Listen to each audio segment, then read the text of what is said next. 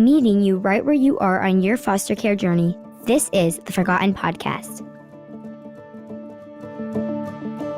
Mary Perdue is married to Sonny. She's been married to Sonny for 53 years. I feel like we could just stop right there with your bio, Mary. That's incredible. I love it.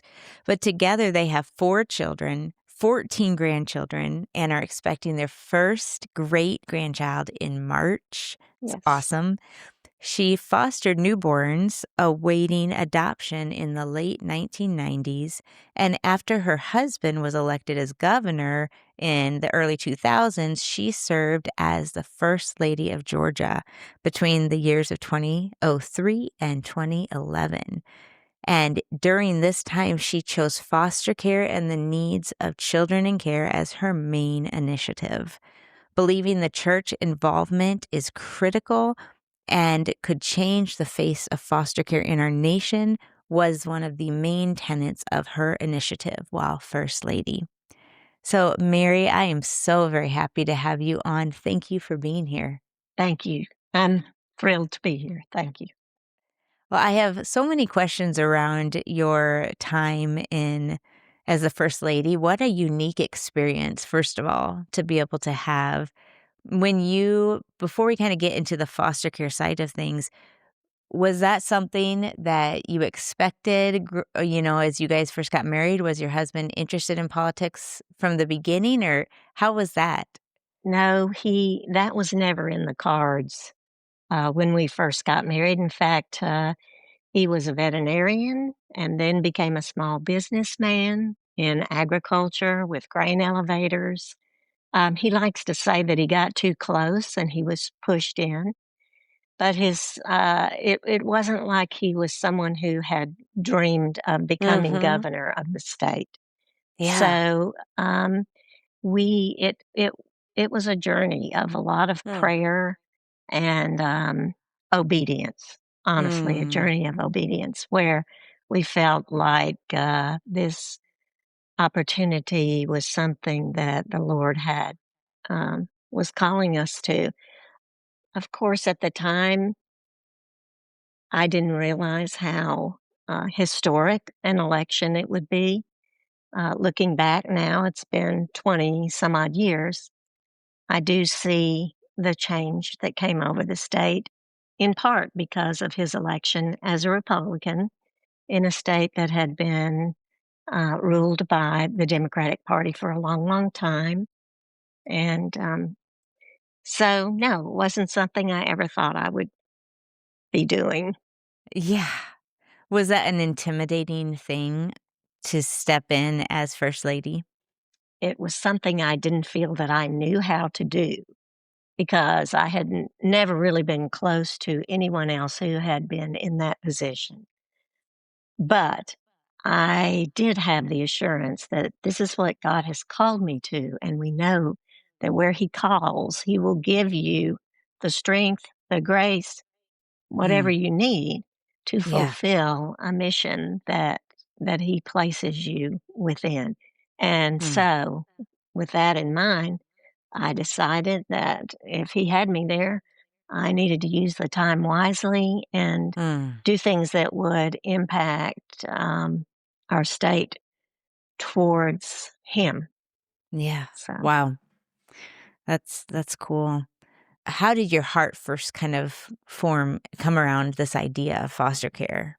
I had never known a foster family or a foster child growing up. That was not one of the things that I was familiar with. However, as our children, we had 4 children, and as they began to get older and leave the home, I began to feel that empty nest that so many moms, particular stay-at-home moms, will feel. I became aware of an organization in Macon, a ministry that works with women in crisis pregnancies, I say with quotes, to encourage adoption rather than abortion. That is one of their main focuses.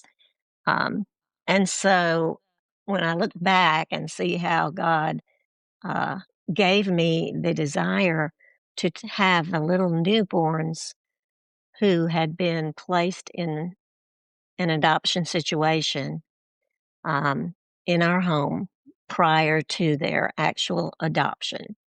Most states have a waiting period. Once a mother has signed away her parental rights, her termination of parental rights, there's a waiting period so that in case that birth mom changes her mind or in case someone comes along beside her and says, I will help you, she can um, decide to parent the child.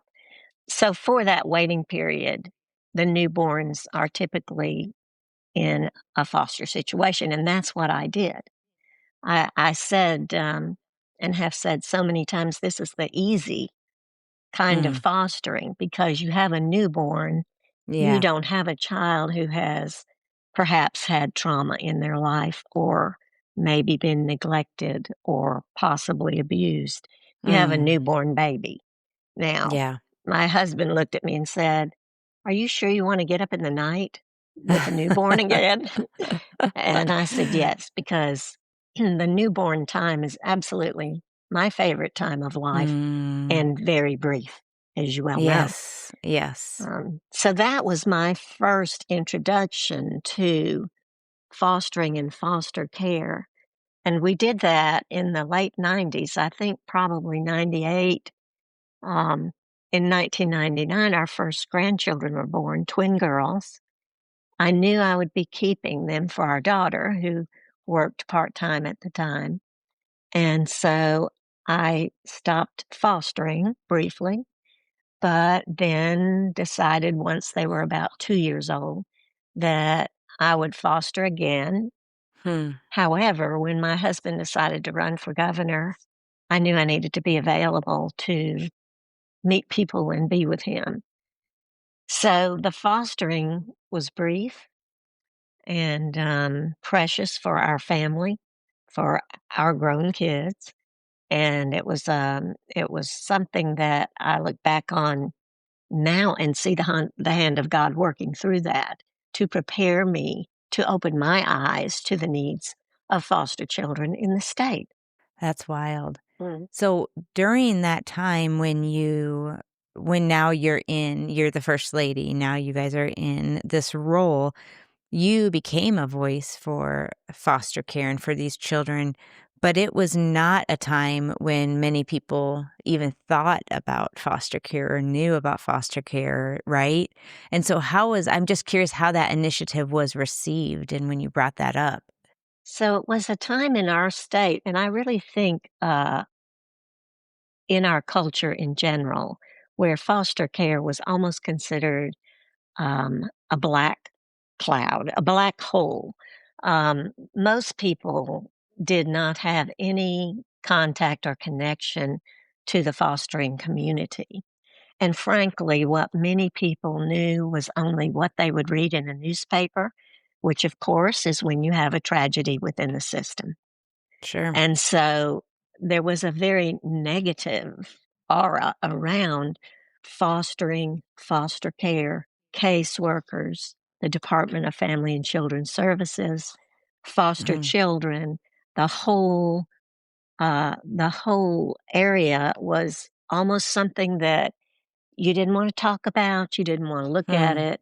Sort of that ignorance is bliss Yeah. feeling throughout our culture. So the main thing that I wanted to do was to raise awareness about the needs, to let people know that there are things you can do to support and help foster families, foster children, our caseworkers, all of those areas. You don't have to just be a foster parent. There are so many other ways that you can help. So that was one of the main things I wanted to do was to raise the awareness, and I felt like I did that. Uh, Pretty much everywhere, every opportunity that I had, I said, "Yes, I'll come and speak as the first lady, but you have to let me speak about my initiative, which is foster care," which was so new for so many groups that I spoke to. Yeah. And so how was then that received by people? Were they surprised? Were they like, "Whoa, I didn't even know?" Like For the most part, I mean, I never had a negative response from people. For the most part, it was, "What can we do to help? How can we help?" Because, I'm a firm believer, I guess I'm a little bit of an optimist, but I'm a firm believer in the fact that when people know what to do, they will step up and help. Maybe not every single person, but for the majority of people, their hearts go out to children in particular, families that are hurting and in need of support and help, and those types of things. And so it was received very positively. We developed a little program that we called Champions for Children across the state. It enabled businesses and civic groups to get involved.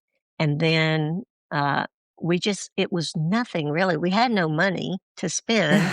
So it was just, I will give you a little logo you can put on your website, and you can come for a reception at the governor's mansion and meet the other groups, the other folks in Hmm. our state who are also champions for our children. So we had lists of things that businesses and civic groups and churches could do to become involved, um, beyond recruiting or training to be a foster parent.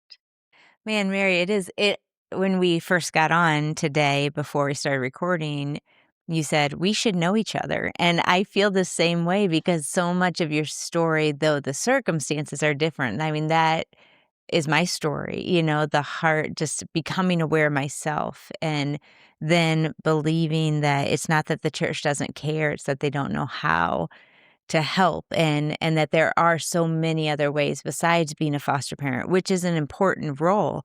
It just isn't the only role. Right, absolutely. Yeah, I just appreciate hearing this. It's fun to hear from your perspective. Just I got the same reception in as I would start creating awareness. People were more just like, yeah, I didn't know. I didn't Right. know this was here and how can I help?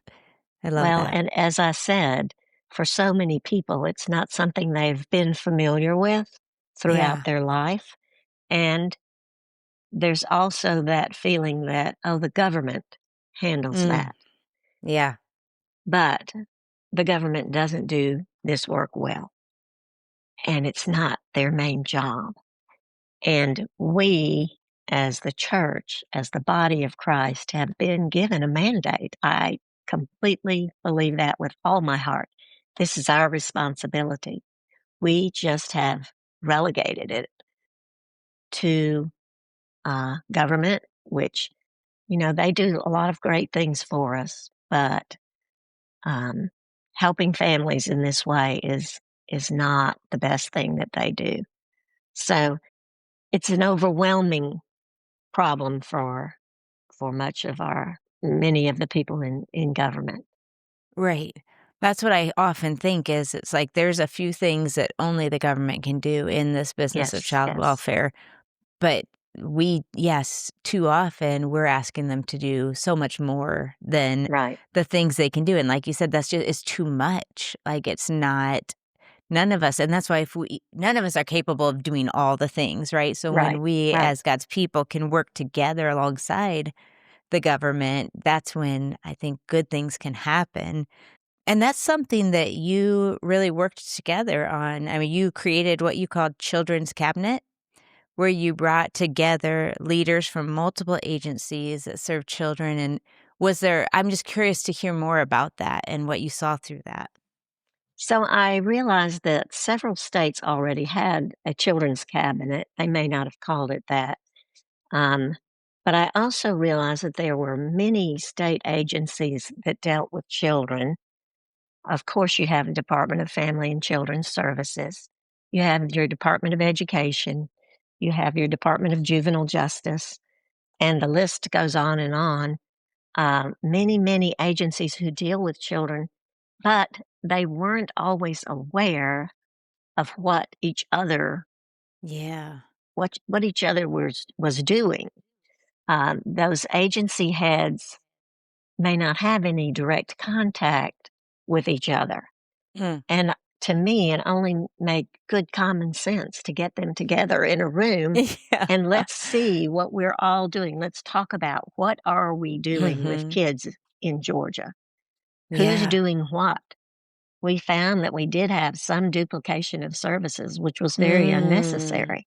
Hmm. Yes, we can do this. However, this agency over here is much better equipped to handle that Yeah. particular thing than our trying to reinvent the wheel, so to speak. Right. Right. So getting them together in one room was just something that made good common sense to me, so that we could be efficient in how we're handling children in all areas, everywhere in the state. The Department of Early Care and Learning, which deals with the preschoolers, Babies Can't Wait, which deals with infants who might be at risk for problems.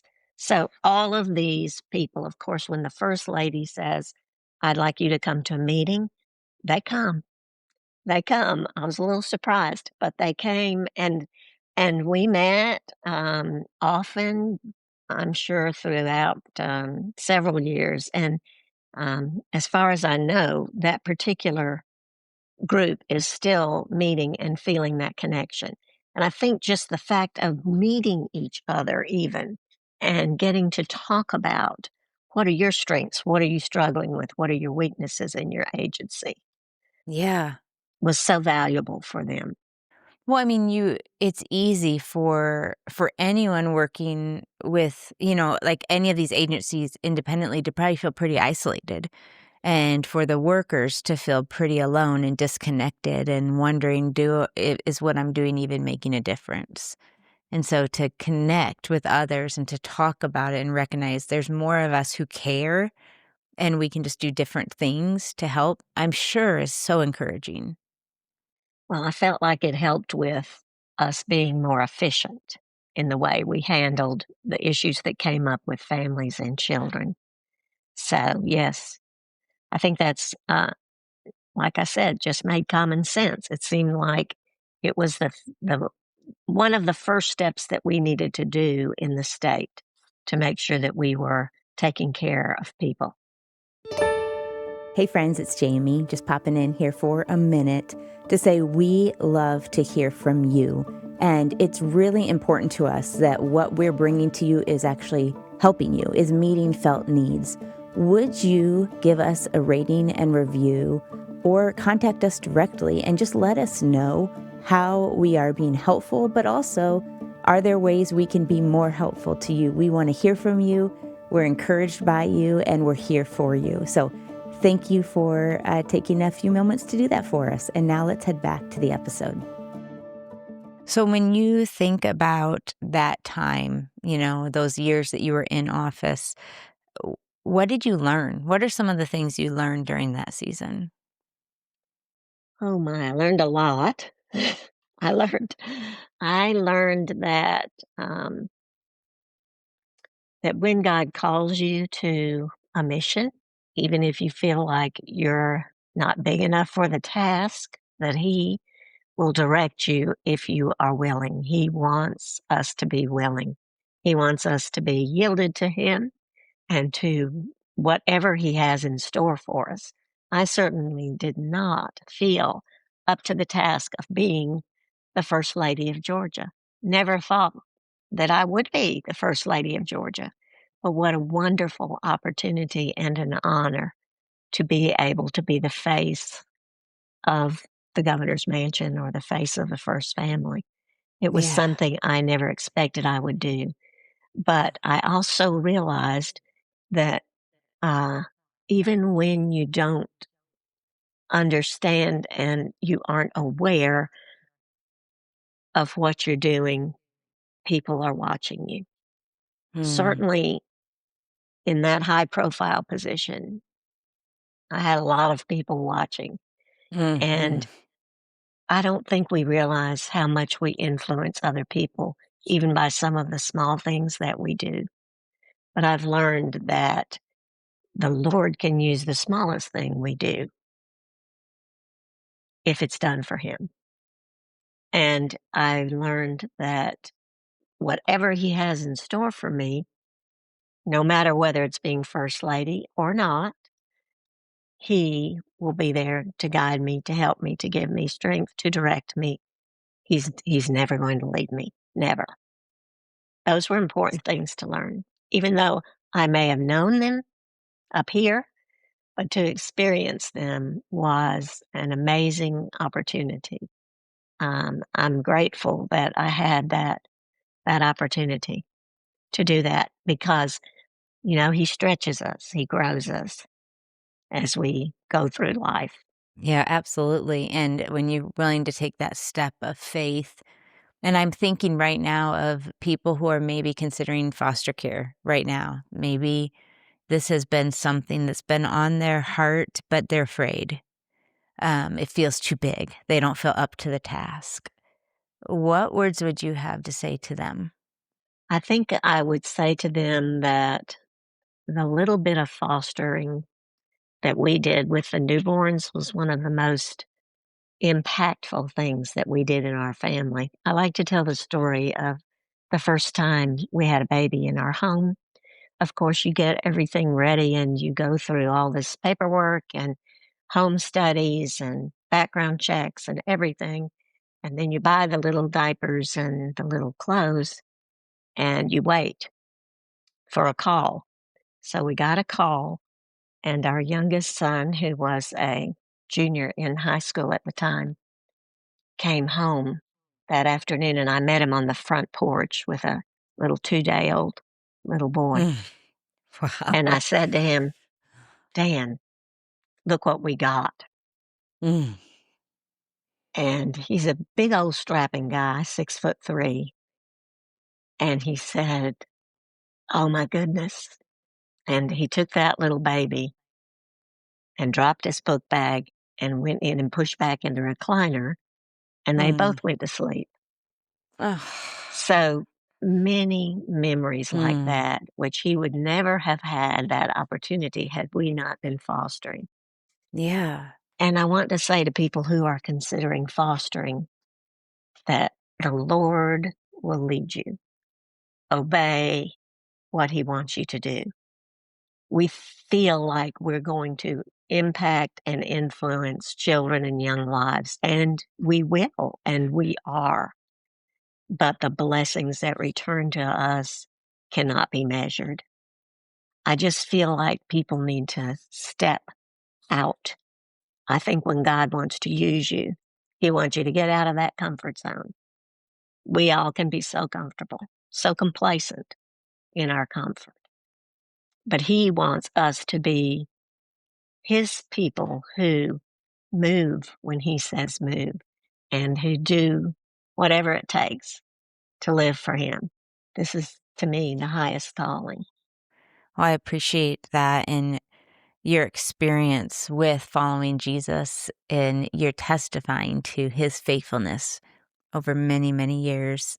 And I love that. And it sounds like you've experienced, well, maybe you tell me if I'm putting words in your mouth, but it sounds like you've experienced more of Jesus as you've stepped out into things that feel too big for you. Would that be true? Absolutely, I think that's true. I think that's the way it is with all of us. Yeah. And when you read the scriptures, it's the same way. He says to Peter, get out of the boat. And Peter never walked on the water. My goodness, get out of the boat. Yeah. That's what he wants for all of us. Our country and our culture is so affluent. We don't really realize it until we go elsewhere. But we have so much, and that tends to make us uh, comfortable and complacent because we don't want to rock the boat. We don't want to give things up. We don't want to do what we feel like may be a sacrifice. But what higher calling can we have than to expend our energies to help other people? That's what the gospel's all about. I want you to look back over just your years, and especially in the foster care space. in the work that you've done, what are some ways you've experienced God showing up for children, for families, for the churches you've worked with and had the opportunity to, you know, bring awareness to and help them get involved? What are some things you think of? Well, for several years after leaving office as First Lady, um, I stepped back and I really didn't push myself into churches. I still spoke when asked, Mhm. but I didn't have the platform anymore or the megaphone, and I didn't have the outreach that perhaps I should have had. Within the last year or two, I have connected with some organizations such as yours, the Forgotten Project, that seeks to connect churches and church congregations with the foster care community, the fosters foster children and caseworkers and families and all of those who are in this mix of people within the fostering community. I feel like the Lord has, brought me full circle, honestly, brought Mm, me back to realizing that the work will never be done. The work is mm, not done, and the work will never be done yeah. because there will always be families in trouble. And Mhm. what I said so many times is when a child comes into care, it's not because of anything they have done, it's because the Right. adults in their lives have failed them in some way, maybe intentional, maybe not. So, of course, we would love to see every family be whole and healthy and prosperous and able to care for their children the way we know is the healthy way to do it so that those kids are safe. But that's not the world we live in. Yeah. So I think I'm probably rambling now, but I think that just seeing things come back to where I'm as convicted as ever I was Hmm. that the church, the body of Christ, is the answer to our foster care needs. Mm, You know, yes, we have to work alongside the government, but we need to open our eyes and see what's right here in our communities because foster kids are everywhere. They're in every community. It's not only our big cities that have big urban areas. No, they're everywhere, everywhere, every county across this nation. what is your call to the church? My call to the church is to get involved. You know, my call to the church is to do what we're told to do in James. We're told to pay attention to the widows and the fatherless. This is the truest form, the purest form of religion, to care for people in need. Yes, and that's my call. That's what I'm saying is you can't expect and we can no longer rely on our government to step in and take up the slack. We need to be vigilant about seeing what is going on in our communities, paying attention, knowing the stories of the people. It's not just about what's in the newspaper. It's not just about the terrible things. There are so many wonderful people who are doing this hard work, and Yeah. we can help them. We as churches can help them by supporting in so many ways, by Yeah. training up foster parents from within congregations, yes, by having all kinds of other avenues of support. And who better to introduce a child to Christ than their foster parent? Mm, It may be the only time in that child's life that they see a functional, healthy family. yeah. And we have to Yeah. think about that too. Yeah. Absolutely.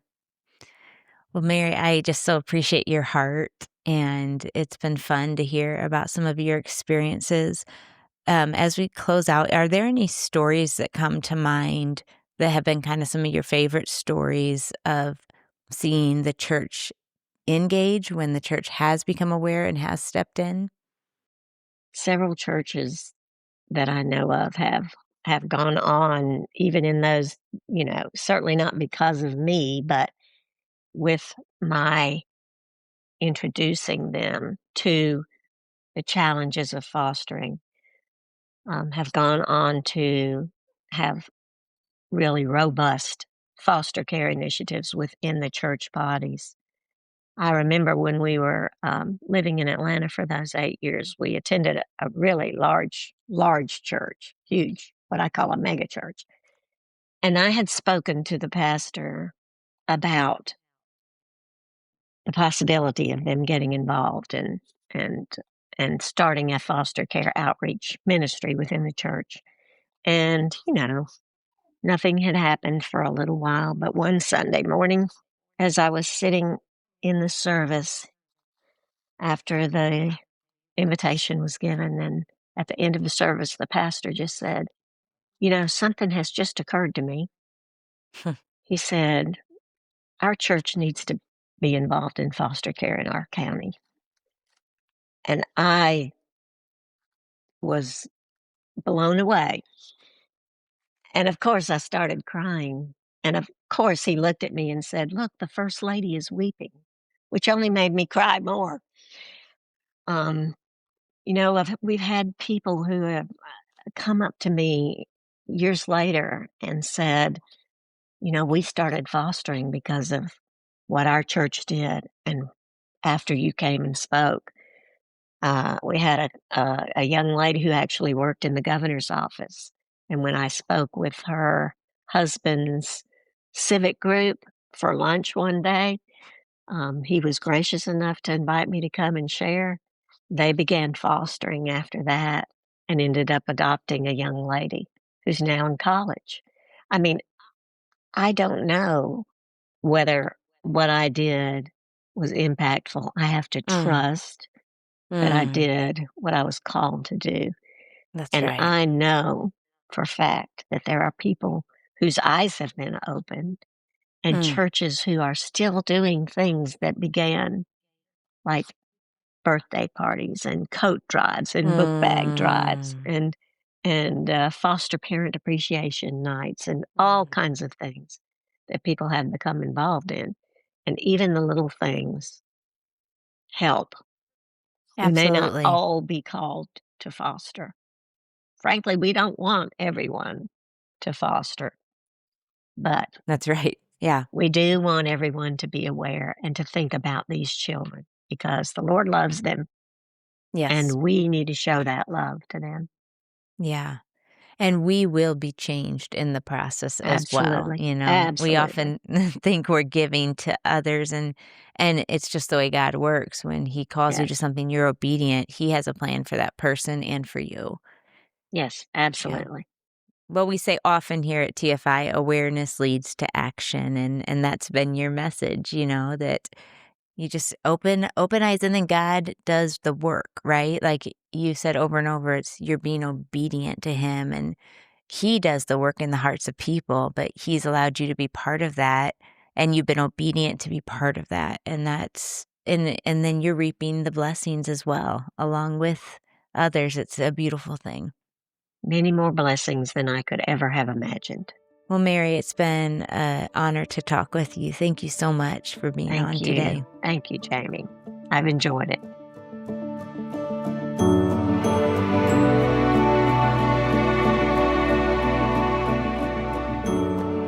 Thank you again for listening today. I hope this episode resonated with you.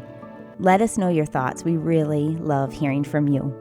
And as always, if you want to learn more about TFI, catch up on past episodes, read engaging articles, or partner with us on mission with a gift of any amount, head over to theforgotteninitiative.org.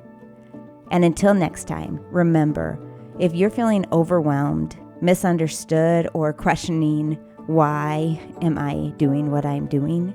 Remember, you have a whole community here who cares for you. And even more, Jesus is fully able to meet your every need. Lean on Him and find rest in Him today. I look so forward to being together again very soon.